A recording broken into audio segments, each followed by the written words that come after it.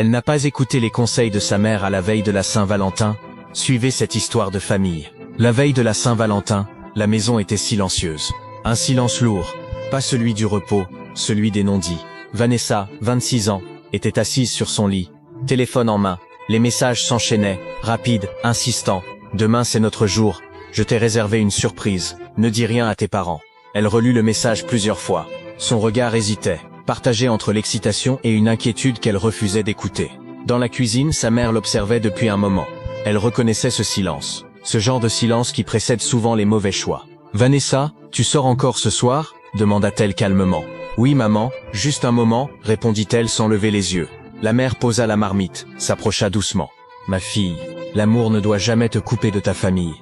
Quand quelqu'un t'aime vraiment, il ne te demande pas de mentir. » Vanessa soupira. « Maman, tu exagères toujours, c'est juste la Saint-Valentin. Toutes mes amies sortent. Tu veux que je reste enfermé ici ?» Le ton monta légèrement. Pas de cris, pas d'insultes. Juste deux générations qui ne se comprennent plus. « Je ne t'interdis rien, » répondit la mère, la voix tremblante. « Je te conseille seulement. Une mère sent les choses avant qu'elles arrivent. » Mais Vanessa n'écoutait déjà plus. Sur les réseaux sociaux, tout disait le contraire. Des couples heureux, des fleurs, des hôtels, des surprises parfaites. La pression était là. Être aimé, être vu, être célébré. Alors elle a tranché. Quelques minutes plus tard, la maison s'endormit. Vanessa attendit que tout soit calme.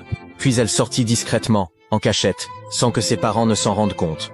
Dans la rue, elle s'éloigna rapidement. Son téléphone vibra. Elle appela son copain, la voix basse pressée. « Je viens dormir chez toi ce soir. Je ne veux pas rentrer à la maison. Demain, personne ne doit nous empêcher de profiter de la Saint-Valentin. Ma mère a l'intention de ne pas me laisser sortir. » Au bout du fil, il accepta. À la maison, sa petite sœur, réveillée par un bruit, sortit dans le couloir. Elle regarda la porte fermée, confuse, inquiète, sans comprendre. Le père, assis dans le salon, n'avait rien vu. Il resta silencieux. Cette nuit-là, Vanessa est sortie, amoureuse, confiante, aveuglée. Elle ne savait pas encore que cette décision, prise dans le silence, allait rendre la Saint-Valentin impossible à oublier pour toute sa famille. La famille c'est sacré, la famille c'est la racine.